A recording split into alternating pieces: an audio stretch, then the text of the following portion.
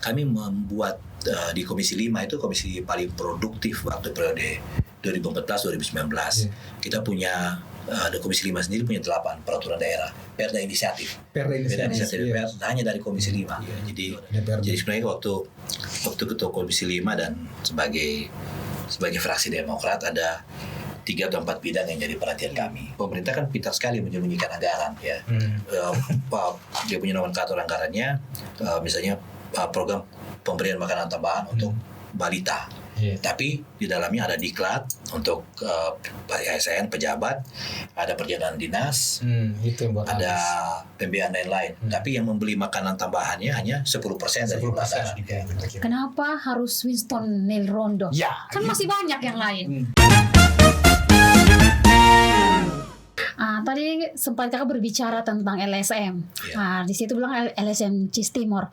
Mungkin kakak bisa bagi pengalaman sedikit bagaimana kerja-kerja kemanusiaan selama di Cis Timor itu bisa memotivasi teman-teman muda, mungkin mau terlibat dalam aktivitas kemanusiaan di luar sana begitu. Jadi sebenarnya inspirasi LSM itu muncul waktu saya ketua GMKI. Terus di sewaktu ketua itu kan ketua-ketua GMKI itu tradisinya itu kan tradisi kaderisasinya itu 2 macam. Kalau tidak kayak birokrasi, kemudian menjadi bupati dan seterusnya, atau berarti dia kayak partai, parpol. Dan parpol itu berarti Golkar waktu itu. Saya jadi ketua GMK tahun 98. Kita mau melakukan eksperimentasi yang baru, tidak ke partai, tidak ke birokrasi, tapi ke LSM. LSM sebenarnya dunia agak asing karena tidak banyak kader-kader gereja, kader-kader GMKI masuk ke dunia LSM. Nah ini ketemu saja dengan situasi kemanusiaan waktu eksodus pengungsi tim-tim. Kami terlibat di dalamnya. Itu kan tadi saya bilang tuh seksi pelayanan sosial kerja bakti saja. Ya, kami senang bisa bantu orang susah dengan sepotong sabun, semangkuk beras begitu, atau satu potong pakaian layak pakai. Tapi kemudian di keterusan dia menjadi pelayanan yang lebih lengkap, pelayanan water dan sanitasi, ada bersih dan sanitasi, kesehatan. Kemudian dia berkembang menjadi bidang-bidang kerja yang lebih luas ya. Dan tidak hanya bekerja di camp-camp pengungsi tapi juga di settlement pengungsi. Kita mengadvokasi anggaran yang adil buat perempuan ya. Kita mendorong perempuan setara dan berdaya. Kita juga memperkuat tata kelola pemerintahan lokal ya. Kita membentuk misalnya NTT Polisi Forum untuk mendorong kebijakan-kebijakan yang politik anggarannya lebih berpihak ke rakyat ya, sampai dengan isu-isu penanganan bencana, respon bencana ya. Ada banyak hal yang misalnya kita kerjakan waktu itu, dan prinsip kerja di LSM yang paling utama adalah kita harus sanggup turun ke lapangan, melihat langsung, menganalisa, menginterpretasi, berkomunikasi dengan rakyat, dan mendengarkan suara hati mereka, cari donor atau funding yang relevan, aksi program di lapangan, evaluasi sama-sama, dan menyaksikan perubahan-perubahan itu tumbuh.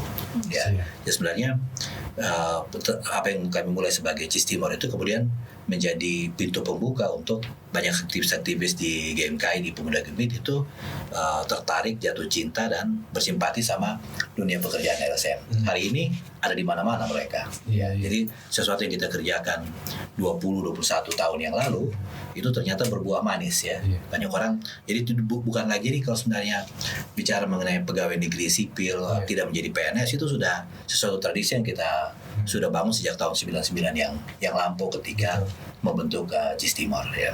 Jadi teman-teman ini kalaupun akhirnya dia tertarik menjadi PNS, ada beberapa teman tapi dengan kualifikasi yang luar biasa.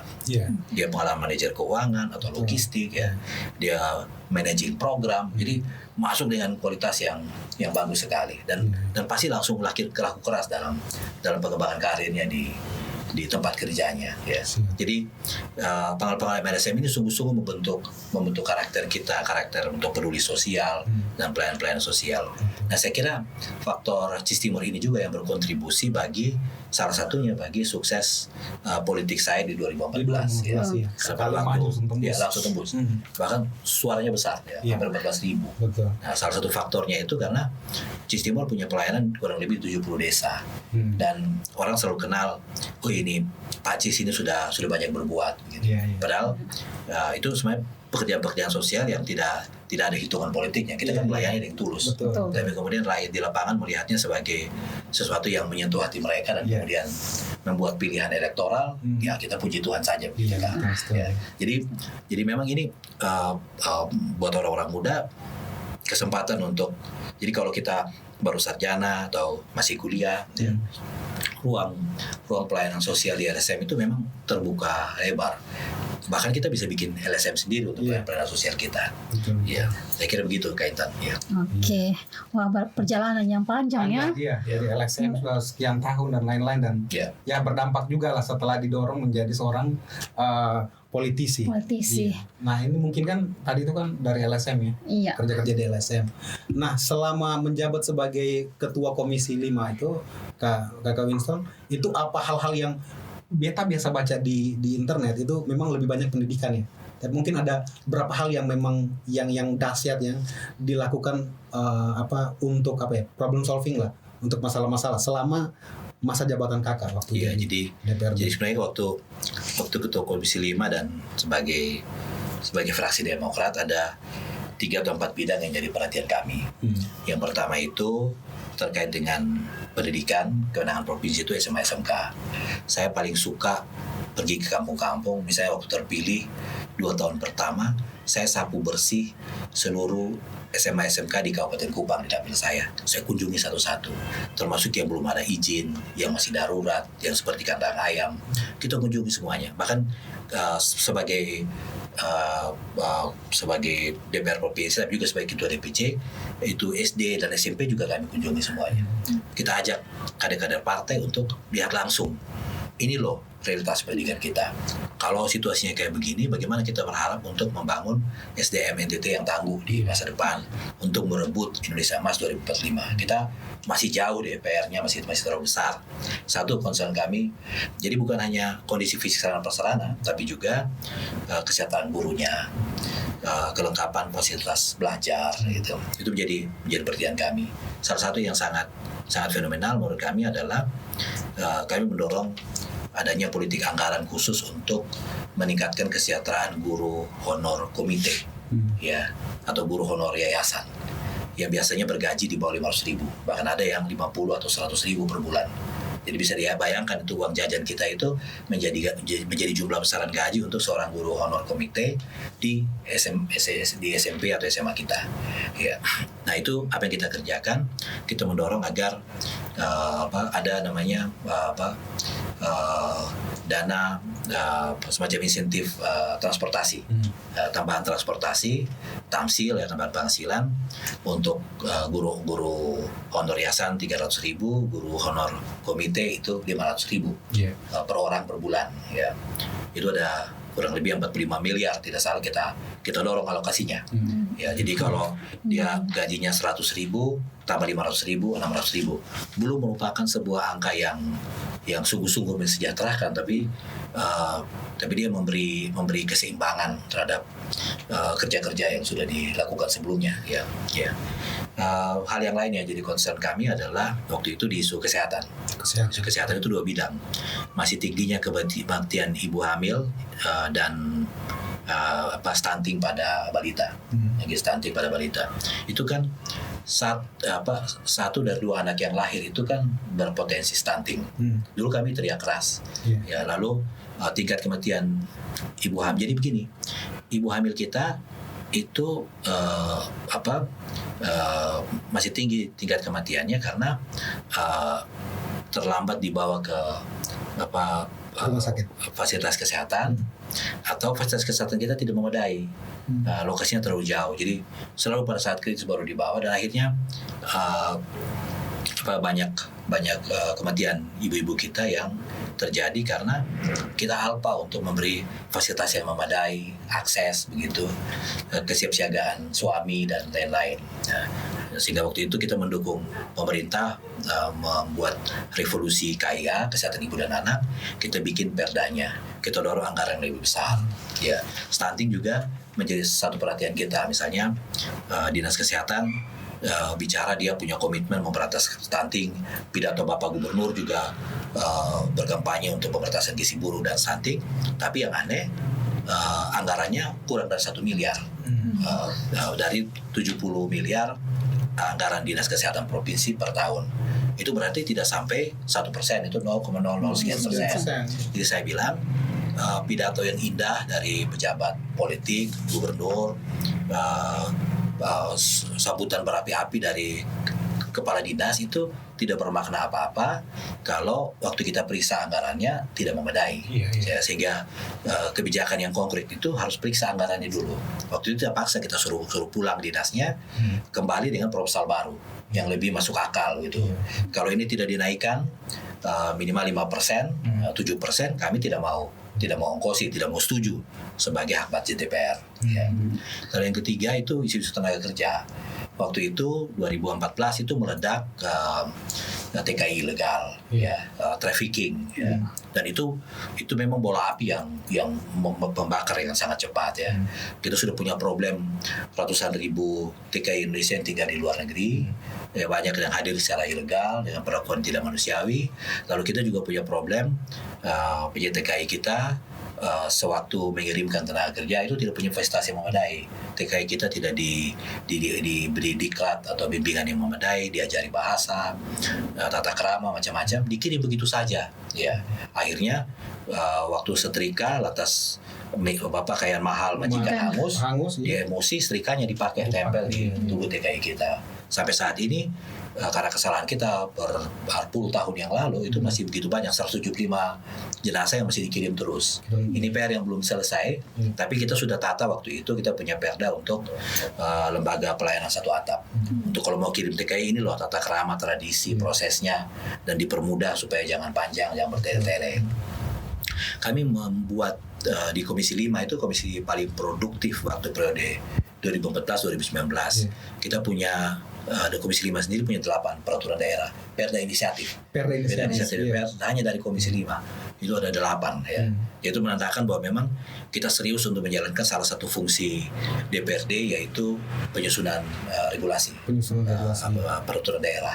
Ya, jadi itu satu, 3 dari concern dari DPRD khususnya Komisi 5 pada waktu itu ya. Kemana-mana kita selalu diundang untuk bicara ya. Selain isu-isu lain yang memang juga cukup dikenal. Tapi 3 itu yang jadi concern dan dilakukan betul ya Kak. Betul. Ya. Jadi kan pemerintah itu kan memang harus itu seperti digonggong ya. Dari DPR itu harus gonggong. Ini pidatonya seperti ini.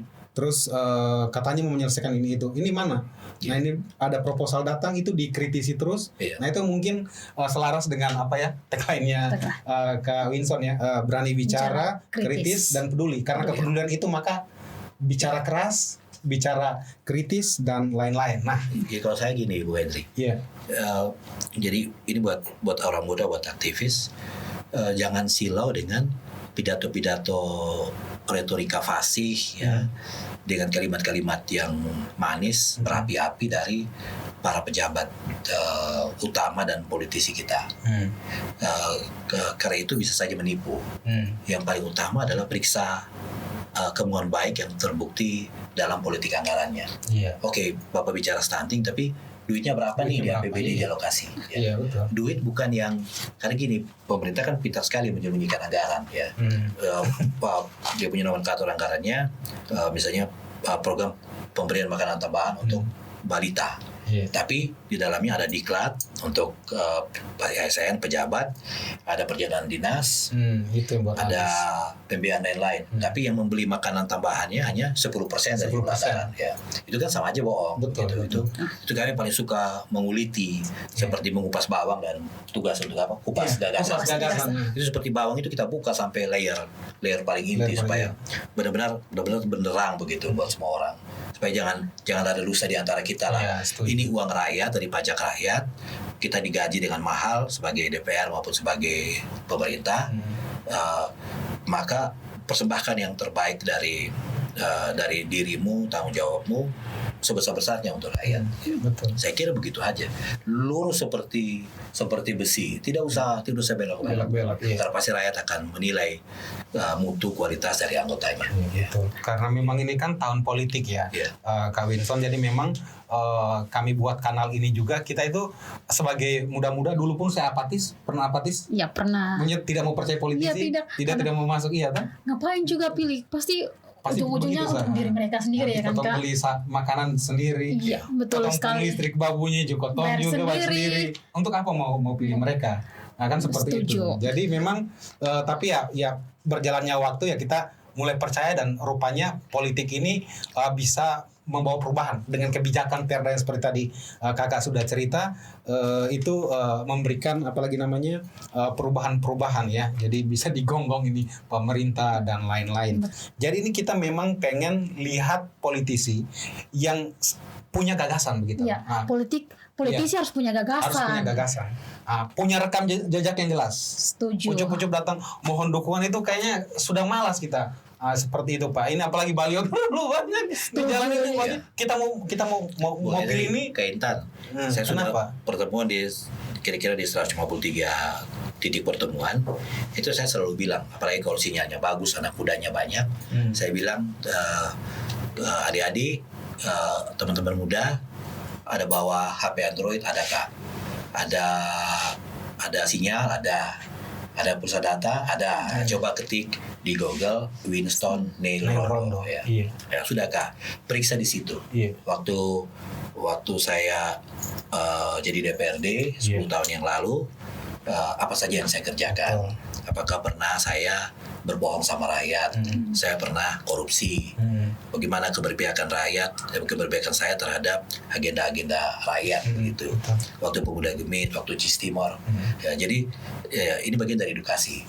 Ya, cara terbaik untuk melihat track record ya, integritas seseorang itu tinggal periksa dia punya jejak digital, rekam jejak digitalnya. Ketik namanya saja, akan ketahuan.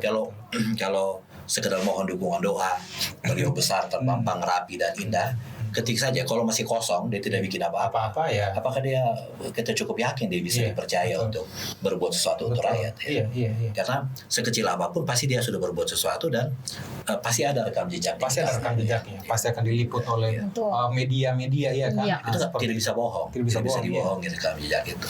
Dokumentasinya. Betul, itulah kekuatan digital sekarang. Kita jadi punya rekam jejak. Kalau orang yang sudah berbuat sesuatu pasti punya rekam jejak. Pasti. Dan orang-orang seperti itu yang harusnya kita. Maksudnya harusnya kita. Jadi ini jangan salah mengerti ya, teman yang mungkin yang nanti nonton, jangan salah mengerti. Ini bukan endorsement ya. Jadi memang kami ini cari narsum juga begitu. Nah kebetulan karena memang Kakak Winnie yang bersedia untuk dikupas-kupas seperti ini ya. Jadi memang kalau siapa lagi yang pengen diwawancara ya silakan saja begitu. Karena memang kita butuh bicara tentang kita kupas gagasan dari politisi ini supaya kita tahu seperti itu rekam jejaknya dan apa yang sudah dia kerjakan. Dan kalau misalnya teman-teman nonton ini ya tinggal di searching saja di Google dan check and recheck begitu, validasi lah. Apakah betul tidak yang disampaikan oleh Kakak Winston ini. Dan satu lagi, kan ini banyak nih politisi kan? Iya. Nah, diferensiasi. Wah. Iya, betul. Dari sekian banyak politisi ini kan banyak sekali kan? Iya. Semuanya minta dipilih nih kan? Dan kursi, kalau kakak di dapil 2. DPRD Provinsi NTT dapil 2 Kabupaten Kupang, Rote dan Sabu. Nah itu ada berapa kursi itu Kak? Ada 7 kursi. Ada 7 kursi. Sedangkan yang calegnya ada berapa banyak? Ada berapa banyak gitu Kak? 7 kali 18. 7 kali 18. Partai. Lumayan banyak. Nah kira-kira pembedah. Yang diferensiasi, kita pakai bahasa keren dikit, diferensiasi. Kira-kira kalau misalnya kakak ini kan kenapa harus kakak yang harus dipilih kira-kira? Kenapa harus Winston Neil Rondo? Ya, kan masih banyak yang lain.